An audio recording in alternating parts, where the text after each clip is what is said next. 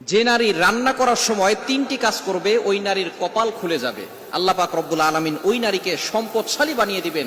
আল্লাহ পাক রব্বুল আলামিন ওই নারীর ঘরে বরকত নাজিল করবেন। ওই নারীর ঘরে আল্লাহ পাক রব্বুল আলামিন রহমত নাজিল করবেন। অনেক মা বোনেরা এখন কিন্তু সংসারের ভিতরে সুখ চান, শান্তি চান, ঘরের ভিতরে রহমত চান, বরকত চান।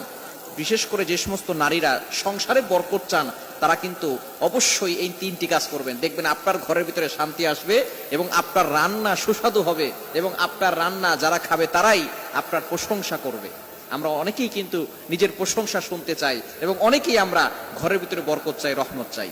এজন্য আমরা এই তিনটি কাজ করব। নাম্বার ওয়ান, এক নাম্বার হচ্ছে আপনি যখনই রান্নাঘরে প্রবেশ করবেন তখন আপনি সালাম দিবেন। মনে রাখবেন রান্নাঘরে কিন্তু চুলা আছে। এই চুলা, গ্যাসের চুলা বলেন আর যেই চুলাই বলেন, এই চুলা থাকার কারণে যখন আপনি রাতের বেলা সেখানে থাকেন না, এখানে কিন্তু জিন জাতি থাকার সম্ভাবনা আছে।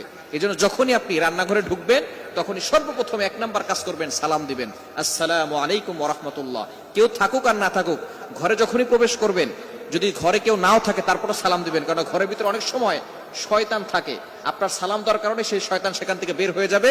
শয়তান আপনার ঘরের ভিতরে আর বসবাস করতে পারবে না, সেখান থেকে শয়তান বের হয়ে যাবে।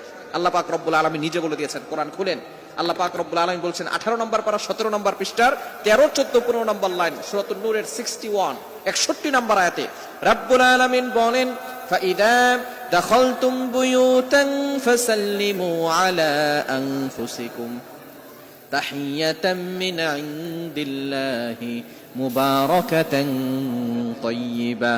যেই ঘরে ঢোকার সময় কোনো ব্যক্তি যদি সালাম দেয়, আল্লাহ পাক রব্বুল আলামিন ওই ঘরের ভিতরে বরকত নাজিল করেন। আল্লাহ পাক রব্বুল আলামিন পবিত্র রিজিক সেখানে দান করেন। এজন্য এক নম্বরে নারীরা, মা বোনরা যারা রান্নাঘরে যাবেন সর্বপ্রথম সালাম দেওয়ার দরকার আছে না নাই? মা বোনদেরকে এটা শিখিয়ে দিবেন।